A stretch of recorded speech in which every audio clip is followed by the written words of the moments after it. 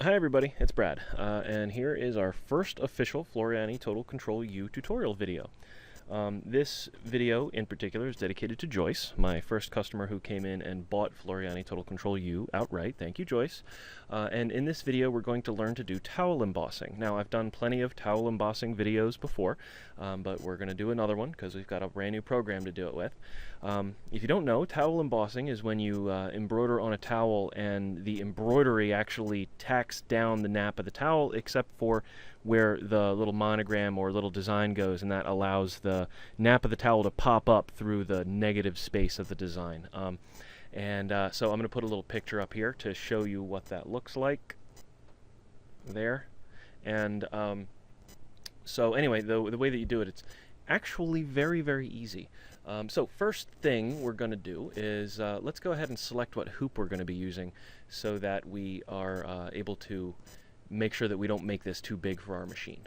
So first you're going to go up to View, it's up here at the top, View, and you're going to choose Select Hoop. Now by default it's looking in JEF, that's not what I use Baby Lock, so I'm going to choose PES here, and you substitute for whatever your particular machine is. Then I'm going to select my hoop. I'm going to use 300 by 200, that's the big hoop for the Illissimo, and we're just going to go ahead and click OK. Now, I chose 300 by 200 and not 200 by 300 because I wanted it to go horizontally here. I could have chosen either way. If I chose 200 by 300, it would be going the other way, up and down instead of left and right. So this is going to sew out sideways, basically. Alright, so let's go ahead and the next thing we're going to do is we're going to pick a shape that's going to be the background shape of our embossing. And for the purposes of this video, we're going to stick to rectangles, but you can do this with any shape, and it can even be a shape that you draw yourself. We're going to stick to rectangle here. We're going to choose rectangle, and I'm just going to go ahead and left click and drag a generously sized rectangle inside of my picture of my hoop here. Alright, so I've got my rectangle. This is going to be the background. This is going to be the kind of the boundaries of my design. Now the next thing we need is some lettering, and instead of using the text lettering that's built into the program that's already digitized, we're actually going to use TTF artwork, which is a true type font. These are fonts that are built into your computer, and you could theoretically use any of these. So I'm going to left click on this little thing comes up here, import TTF artwork. We can type in our text here, but first we're going to choose the font. So here it says font Arial, that's the default font, and that Arial, the default settings for Arial, it's kind of too thin for this to be a really good fit for this project. So we're going to change that from Arial to Arial Black. So leave it on Arial over here, and then change your font style over here to black, and that makes nice thick letters. Now this works with tons of different fonts. In general, the thicker the font, the better. So you know, but you can go through and look at all your different fonts and choose different ones. However, for the first time you do it, choose Arial Black, because I know for a fact that it's going to work. Not all of them are going to work perfectly. So Arial in the font style black. The size doesn't matter because we're going to size it ourselves. We're going to choose OK here. Type in what you want it to say. Of course, I'm going to use Meadow, M-E-A-D-O-W. You can do all caps, or you can do a mix of capitals and lowercase. It's up to you. So we're going to leave that, and we're just going to hit OK. Alright, so now I've got my word Meadow, and notice it comes in and everything is selected, but if I click off of this by accident, it will only select one letter at a time. So you'd have to go in and pick your whole thing by clicking and dragging a box around it is one way, or you could look over here in your sequence view and just click on it right there. That's if you accidentally click off of it. But we want to move it to like the lower left hand corner, and then we grab one of these little handles here, so your mouse becomes this little arrow pointing two ways when you're in the right place. We're click and drag, make it as big as we can, kind of center it within the rectangle. Alright, so then you get it in there. You can even stretch it a little bit with these middle dots here. See these middle dots? I can actually stretch it down, make it a little bit taller. Stretches the letters out though, so you don't want to do it too much. There we go. So once you're satisfied with your placement of your letters within your box, you are now going to select everything in the design field.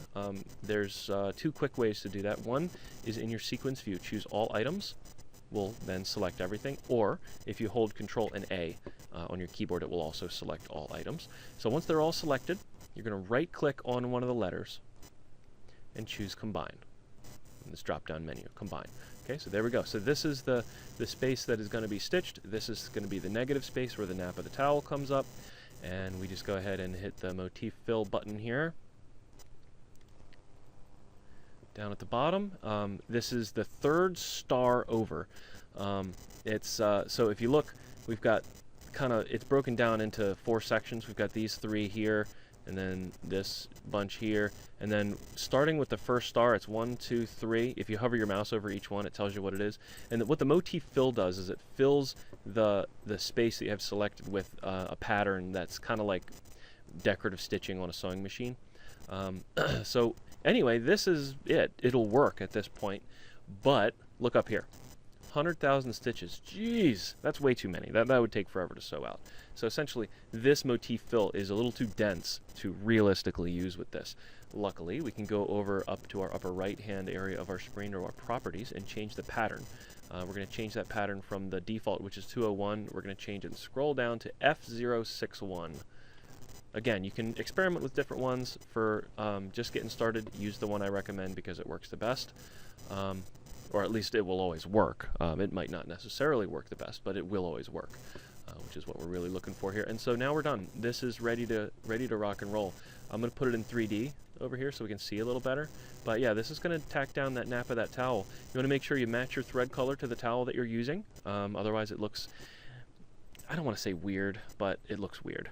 So you match your thread color really well to your towel, and then it just kind of looks nice and natural, like it's etched in there, and everybody will be amazed. You know, everybody you give one of these to, and they won't know how ridiculously easy it was to do. I mean, this is the easiest digitizing technique that looks the coolest. It's like the best bang for your buck, I think, in terms of learning how to do something, because once you get the basic steps down, it's very, very simple to make a ton of these, and you can just go around giving them as gifts to everybody at weddings and whatever reason you have to give gifts to people. You can make them customized embroidered towels.